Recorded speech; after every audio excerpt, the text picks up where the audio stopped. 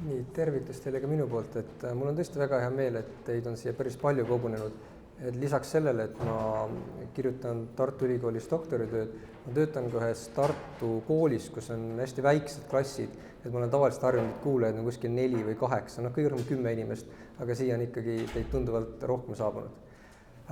Kõigepealt, ennekõike te olete kindlasti tulnud selle etenduse pärast ja minul oli võimalus see esietendus ära vaadata. Ja ma pean ütlema, et mina sain sellest väga positiivse elamuse, mulle tõesti see etendus meeldis. Nii noored näitlejad kui ka see lavaline kujundus oli väga hästi õnnestunud.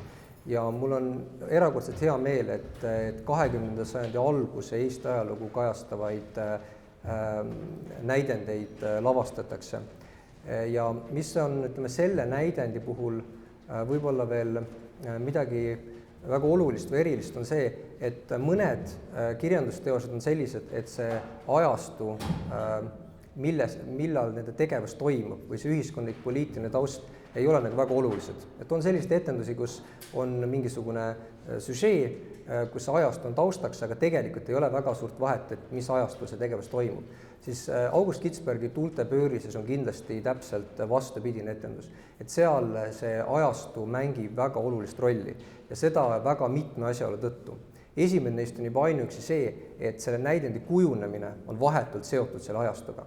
Et Kitzberg kirjutas selle näidendi pseudo nime all näidendi võistlusele 1905. aastal ja siis see jõudis lavale 1906. aastal Vanemuises, et see oli teatavasti Vanemuise teatri uue maja avamise etendus.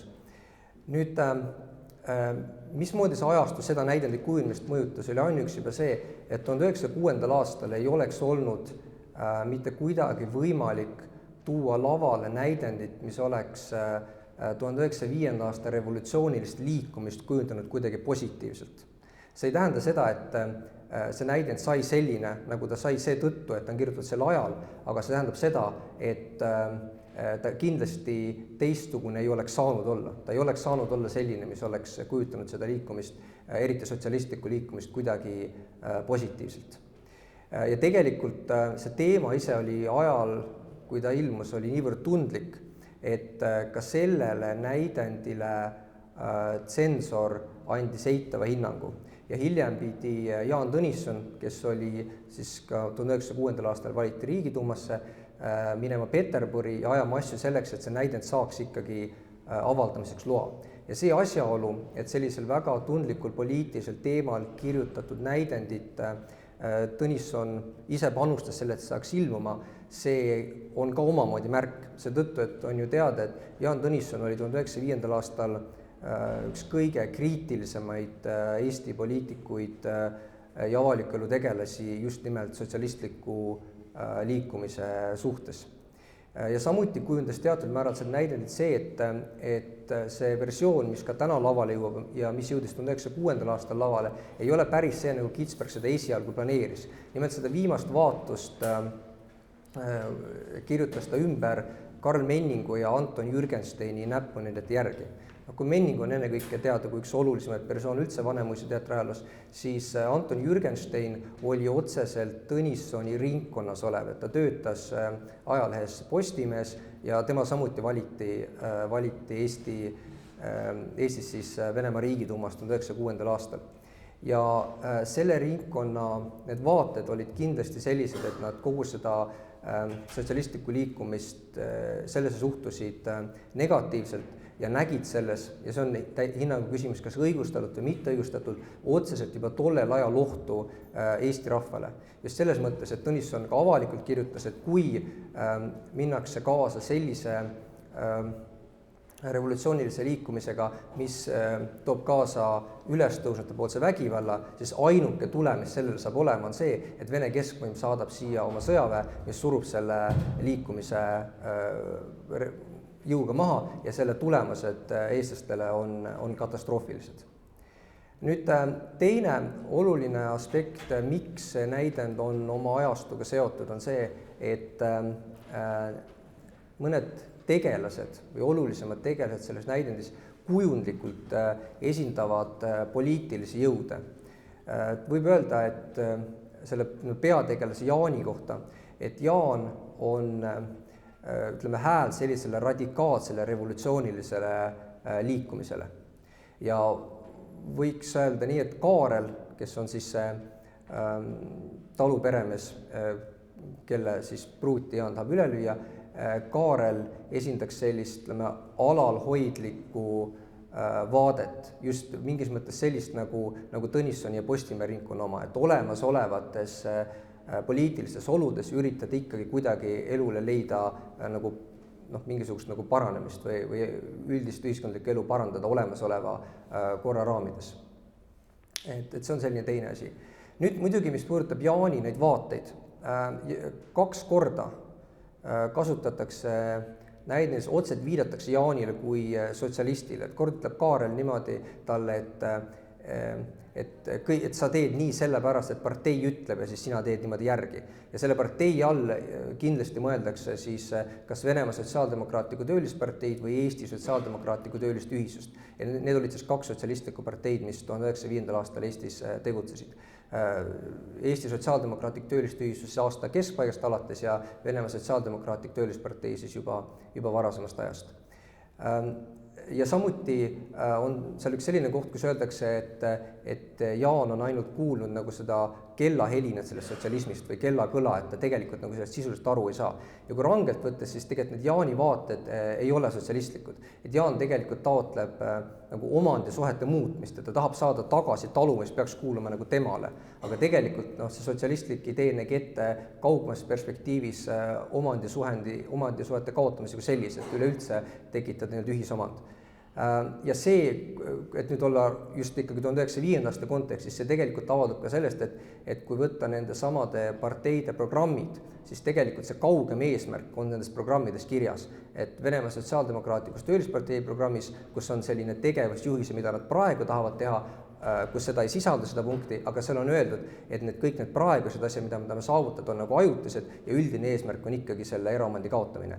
Ja ka Eesti Sotsiaaldemokraatliku Tööliste Ühisuste programmi eelkavas, mille nad jõudsid 1905. aastal valmis teha, ka selles eelkavas tegelikult see selge vihje selle on olemas. Ja see ei ole ainult selline tagantjärgi vaadatud, kuna me teame, kuhu see sotsialistlik liikmine Venemaal viis, vaid seda nägid paljud inimesed ka tollel ajal ja seesama Jaan Tõnisson kirjutas 1905. aasta lõpus artikli, mida sotsiaaldemokraatist arvata, kus tema üks juhtmõtteid oli just nimelt see, et Eesti rahvas ei hakka nagu seda ideoloogiat kunagi toetama, sest eestlased on ennekõike alati tahtnud oma maad ja nad ju saavad aru, et see liikumine viib lõpuks selleni, et nad selle oma maa nagu kaotavad.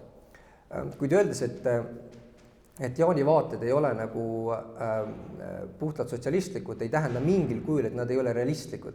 Pigem vastupidi, realistlikud selles kontekstis, et need olid tollel ajal väga reaalsed, mida ta taotleb. Et väga reaalne 1905. aastal oli see, et väga erinevad ühiskonnagrupid, praktiliselt kõik ühiskonnakihid, sellel murrangulisel aastal lootsid kuidagi oma elu parandada ja esitasid mingisuguseid nõudmisi.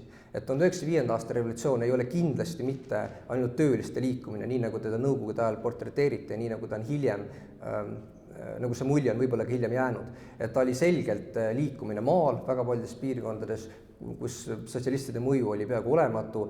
Sellest liikumist võtsid osa haritlased, suures oktoobrisstreigis osalesid nii balletitantsijad, teatrinäitlejad, ülikoolid seisid, haritlased, väga erinevad ühiskonnakihid. See jõudis sõjaväkke, isegi õigeusu vaimulikke seminarid oli streike ja õiguse vaimulikke ja sotsialiste ei ühenda kindlasti nagu mitte midagi.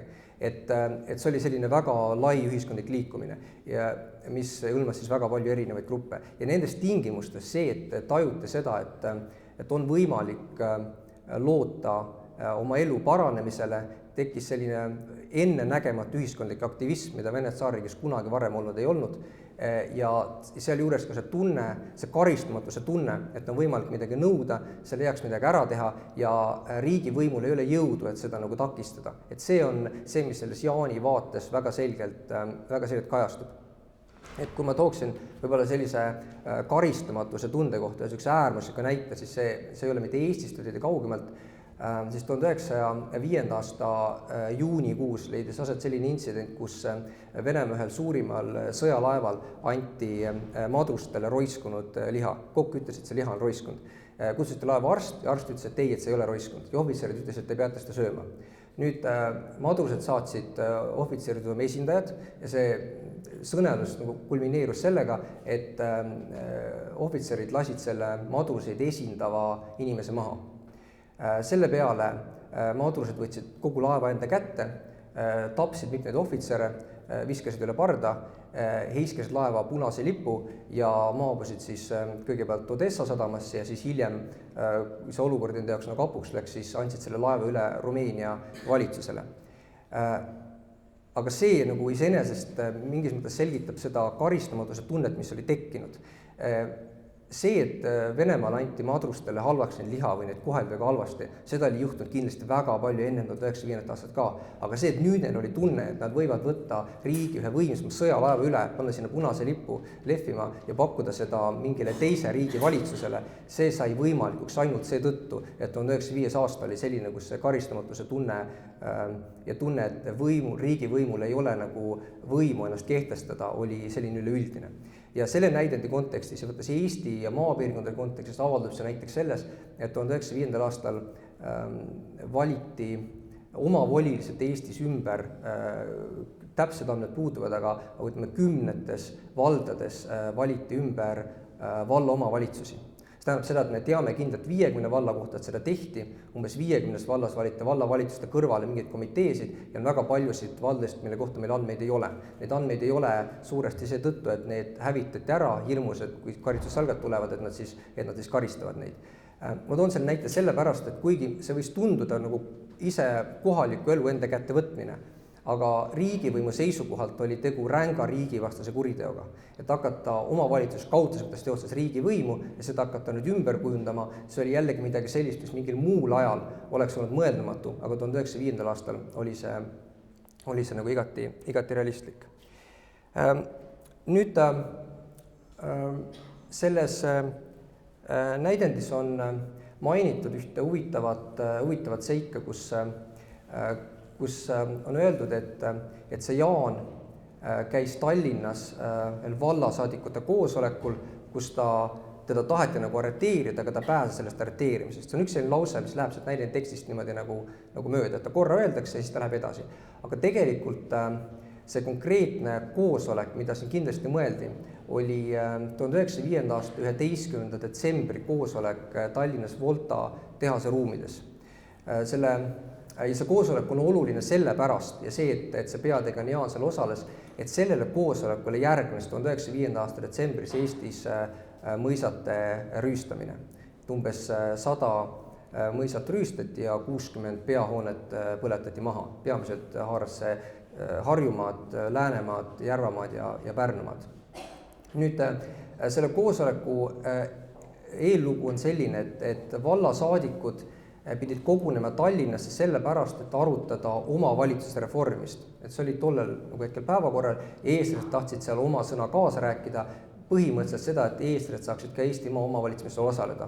Nüüd vahetult enne koosoleku toimumist kuulutati välja sõjaseisukord ja see koosolek keelati ära. Ja nüüd need Tallinnas saabud maasaadikud, kelle hulgas siis peaks olema selle näidendi peategelane Jaan, kutsutakse Venemaa Sotsiaaldemokraatliku Töölispartei liikmete poolt ühele teisele koosolekule, sellele, mis peetakse koos töölistega ja see toimub seal Volta tehase ruumides. Seal osales päris mitmeid Eesti ajaloos olulisi isikuid, muuhulgas ka näiteks Frederik Douglass, kes on hiljem oma mälestuses ka seda koosolekut nagu kajastanud. Nüüd see koosolek aetakse enne lõppu võimude poolt laiali. Osad inimesed võetakse kinni, osad pääsevad. Ja see nüüd on see lause, mis siin on öeldud, et nagu arreteeriti, aga ta pääses sellest arreteerimisest. Ja siis pärast seda, siis sellel samal ööl siis umbes 100–150 meest liikusid siis Tallinnast maale ja algas see mõisate rüüstamine, millest siis osad kohalikud inimesed ka osa võtsid ja sellest siis kujunes selline kõige ulatuslikum ülestus, mis Eestil 1995. aasta jooksul toimus. Nüüd seal näidendis on mainitud ka Lätit ja see kontekst on nagu huvitav, et seal loetakse ette ajalehe artiklit, kus on juttu sellest, kuidas Lätis, Kuramaal ja siis ka Tukumsi piirkonnas neid ülestõusnuid seal nagu on retutanud, kuidas nad on võidelnud ja kuidas siis neid kinni võetakse, kuidas seal karistussalgad tegutsevad. Ma arvan, et see ei ole ka autori juhuslik valik, et ta on selle Läti toonud ja eriti Kuramaa ja Tukumsi. Et Lätis oli 1905. aasta revolutsiooni ülestõus tunduvalt ulatuslikum kui Eestis. Üldse üks kõige ulatuslikumaid kogu Vene keisririigis. Kui Eestis on haruharvad need juhtumid, kus ülestõusete käe läbi mõni inimene elu kaotab, siis Lätis näiteks ametlikel andmetel 1905. aastal ja 1906. aasta alguses tapetakse Riias üle 100 politseiniku. Lätis plahvatavad pommid, kus on inimohvreid ja Lätis on sadadesse ja tuhandetesse meestesse ulatuvad võitlussalgad, kes võtavad terveid linnu enda kontrolli alla. Ja kõige ulatuslikum ülestus ongi seal suuresti Kuramaa piirkonnas, mida on ka mainitud. Ja see Tukkumsi piirkond, mida on korra ka selle ajalehtikes mainitud, on huvitav selle poolest, et selle linna võtsid Lätis ülestõusnud niimoodi enda kätte, et neil õnnestus sõjaväega linnast minema jääda ja pärast, kui sõjaväega linna tagasi vallutas, siis Tukkumsi linna tulistati kahuritest. Et ma arvan, et see on võib-olla see põhjus, miks on selles ajalehtekstis seda Läti võrdlust toodud. Need Läti sündmused puudutasid selles mõttes ka Eestit, et kuna Läti oli Eesti niivõrd lähedal, siis Eestis levis selline väljend osade revolutsionääride poolt, et kutsuti üles läti keelt kõnelema. Ja see lause, et hakkame läti keelt kõnelema, see oli siis selge viide siis sellisele vägivaldsemale ülestõusule kui see, mida seni oli olnud. Nüüd üks asi, mis on selles mõttes kunstiliselt väga huvitav lahendus, aga mis ajalooliselt ei ole realistlik, on hirm selles, et Eesti nagu talupojad kardaksid seda, et eestlased revolutsionäärid tulevad taludesse ja tapavad neid Eesti talupoegi. Et see kindlasti ajalooliselt nagu tõele ei vasta, et sellist asja kindlasti ei olnud. Et ikkagi see traagika ja see kannatused ja see surm, mis 1905. aasta lõpus nagu toimus, oli karistussalkade poolt toime pandud. Et Eestis karistussalgad hukkasid sadu inimesi, panid põlema talusid, avalikult anti inimestele peksa, sadu inimesi saareti Siberisse, sealjuures enamasti langesid karistussalkade vägivalla ohvriks need, kellel ei olnud näiteks mõisate rüüstamisega mitte midagi pistmist. Ja selles mõttes nagu sükse ajalise käigu poolest on see näidendi süžee igati loogiline, et ta lõpeb sellise vägivaldse tragöödiaga. Ainult, et selle vägivalla toimepanija ei ole see, kellena teda siin võib-olla kujutatakse. Nüüd ka selle juures, kui mõised põletati, siis tegelikult Eestist on teada tõesti, et üks saksa mõisnik tapetakse. See on Artur von Baranov Penningi mõisast 19. detsembris, aga rohkem ülestõuste poolt ühtegi mõisnikku ei tapeta. Ja nii palju kui kõik võimalikest andmetest, ma olen seda üritanud uurida, ei ole teada mitte ühtegi juhtumit Eesti linnadest, kus ülestõusnud oleksid ühegi inimese tapnud. Seetõttu võib öelda, et praktiliselt kogu inimelu kaotusega vägivalla Eestis 1905. aastal pani toime riigivõim, mitte ülestõusnud. Nüüd natukene selle 1905. aasta tähendusest laiemalt. Et see revolutsioon iseenesest on kindlasti hästi problemaatiline. Et paljude ajaloosündmuste puhul on nagu suhteliselt lihtne öelda, et kas on nagu hea või halb või kes on head ja kes on halvad. Et kui näiteks meie jaoks vabadussõda on kindlasti positiivne sündmus, 1939. aastal juhtunud kindlasti negatiivselt, seal ei ole mingit kahtlust. Aga kui küsida 1905. aastal, et kes siis nagu oli õigel pool ja kes oli valel pool, siis see küsimus on äärmiselt keeruline. Kui sellele läheneda hästi lihtsalt, nii nagu seda on mõnikord tehtud, siis võib seda vaadata niimoodi, et 1905. aastal sotsialistid taotlesid mingisugust utoopiat, suuresti need samad inimesed, kes seda revolutsiooni tegid selle, mis juhtus Venemaal 17. aastal ja sellest võiks nagu järeldada, et ta viiski ainult millegi väga negatiivseni ehk Nõukogude Venemaa tekkimiseni ja need, kes selles osalised olid, sellest kuidagi vastutavad. Ja sellist lihtsustatud käsitlust on ka esitatud. Selle käsitluse probleem seisneb selles, et väga paljud need inimesed, kes 1905. aasta revolutsioonis osalesid ja osalesid ka sotsialistide poolel, olid need, kes nii Eestis kui ka teistes Ida-Euroopa riikides mängisid väga olulist rolli meie riikide tekkimisel. Et kui näiteks Eestis tuua see näide, siis 1905. aastal oli Venemaa Sotsiaaldemokraatliku Töölispartei, ehk siis Lenini partei, kus Lenin juba tollal oli üks juhtfiguure, selle Tallinna komitee liige oli August Rei. väga oluline liige. August Rei on teadupärast hilisem Eesti riigivanem, kes oli Eesti Vabadussõja ajal Eesti Asutava Kogu esimees. Ja kui Vabadussõja ajal 1919. aastal toimusid Asutava Kogu valimised, siis 120 saadiku kohast peaaegu 80 said sotsialistid ehk vasakpoolsed. Ehk siis need samad inimesed, kes 1905. aastal olid osalised selles revolutsioonis, paljud nendest olid need, kes 1918., 19, 20. aastal olid Eesti riigi poolel ja võitlesid Eesti riigi eest.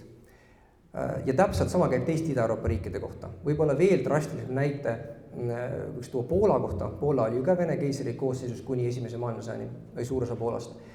Poola sotsialistliku partei liidreid oli Józef Piłsudski ja Poola puhul on see küsimus selles mõttes eriti tundlik, et Poola on ju väga katoliklik maa ja sotsialism ja katoliiklus ei ole kunagi kokku käinud ja samal ajal Piłsudski oli see, kes juhtis Poola vägesid Nõukogude Poola sõjas ja on üks Poolas kõige suurema rahvuskangelase rollis üldse. Et täpselt nii nagu neid, kes 1905. aastal olid sotsialistide poolel, oli neid, kellest hiljem said nii-öelda enamlased, kes olid nende rahvusriikide vastu, olid seal väga palju neid inimesi, kes olid ka nende rahvusriikide poolel.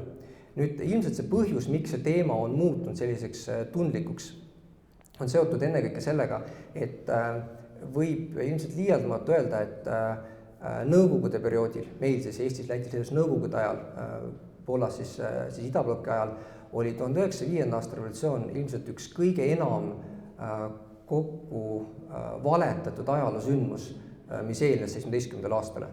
Et Nõukogude käsitlus sellest on jätnud ilmselt paljudele inimestele niivõrd negatiivse jälje sellest, et see mõte mingisugusest revolutsioonist, kus lehvitakse punaseid lippi ja mingid sotsialistid, on automaatselt midagi väga negatiivset. Ja seda on tajuda tegelikult kõikides nendes Ida-Euroopa riikides ja nende ajalookirjutustes. Siinkohal muidugi tasub meeles pidada seda, et kuidas suhtus sellesse revolutsiooni Eesti Vabariik ennem Nõukogude okupatsiooni. Ja nende jaoks, need on siis inimesed, kes ise sellel ajal elasid ja väga paljud selles revolutsioonilis liikumises osalesid, olgu selleks siis see mainitud August Rei, aga näiteks Jaan Teemat või Konstantin Päts, kes ei olnud küll mitte sotsialistliku partei liige, aga olid töölistele suunatud ajalehe Teataja väljaande ja väga aktiivne osaline. Et tollel ajal, kahe maailmasõja vahelisel ajal, oli see revolutsioon väga oluline. Sellel aval tehti mälestusmärke, riigivanem Päts ise, kes avamas seda, mis siin praeguse Estonia teatri kohal on, kus uue turu tulistamise mälestusmärk avati, et Päts isiklikult avas seda märki ja 20-30 aastatel tegutses 1905. aasta selts, mis kogus mälestusi ja andmeid selle kohta, et tollel ajal sellist konflikti ei olnud. Et selles mõttes on see selgelt sellise nõukogudeaegse ja väga valeliku käsitluse tulem, miks inimestel on ilmselt selline kuvand sellest jäänud. Ja nüüd üks võib-olla oluline asi veel, mida märkida on selle 1905. aasta kohta, et sotsialistid mängisid seal olulist rolli, aga see ei ole kindlasti pelgalt mitte mingi sotsialistide revolutsioon. Et mainitud Jaan Tõnisson ja see Postimehe ringkond ei olnud kindlasti need, kes oleksid olnud kuidagi keskvõimumeelsed. Lihtsalt nende lähenemine sellele, kuidas üritada Eesti elu muuta sellel murrangulisel paremaks, oli erinev. Nad lihtsalt taotlesid sellist veidi vaoshoitumat lähenemist, aga kui oli tekkinud poliitiline moment selleks, et oli näha, et Vene keskvõim oli juba niivõrd nõrk, et talle sai nõudmisi esitada, ehk siis 1905. aasta oktoobris-novembris, siis ka Jaan Tõnisson, kes juhatas Tartus ühte osa sellest üle-eestilisest rahvaasemike koosolekust, mis oli 8 lähenenud, siis ka nemad esitasid keskvõimule nõudmisi. Nõudsid, et on vaja kindlasti, et Venemaal tuleks rahvaesindus, mis siis paneks paika seadusi ja tulevase riigi korra Venemaale. Et neid osapooli oli selles liikumises hästi palju. Aga mis ma veel lõpetuseks mainiksin just selle näideti kontekstis, et mida see näidend väga hästi annab edasi, on just nimelt seda ajastu tunnet, et need asjad, mis on varem olnud väga kindlad, on nüüd kuidagi nagu rappuma löönud. Et nüüd on võimalik midagi muuta. ja midagi sellist, mida varem ei olnud võimalik teha. Ja see võimalus inimestel olla ühiskondlikult aktiivne, teha meeleavaldusi, streike, esitada nõudmisi, oli seda enam tugev, et see juhtus ühiskonnas, kus see varem ei olnud võimalik. Streigid olid Vene keisriigis olnud seadusega keelatud, igasuguseks rahvakoosolekuks oli vaja luba, mingisuguseid seltse ühinguid omavoliliselt teha ei tohtinud, mingisuguseid üleriigilist rahvaesindust ei olnud ja sõnavabadus oli väga rangelt piiratud. Ja kui nüüd järsku tekib selline tunne, et kõik need vabadused on olemas ja samal ajal need vabadused on nagu keelatud, aga keskvõim ei saa midagi teha, et me nüüd vabadusi võtame, siis see tekitaski sellise ühiskondliku momendi, mida väga hästi milles seisnevad konflikti, see näide on väga hästi edasi annab. Aitäh!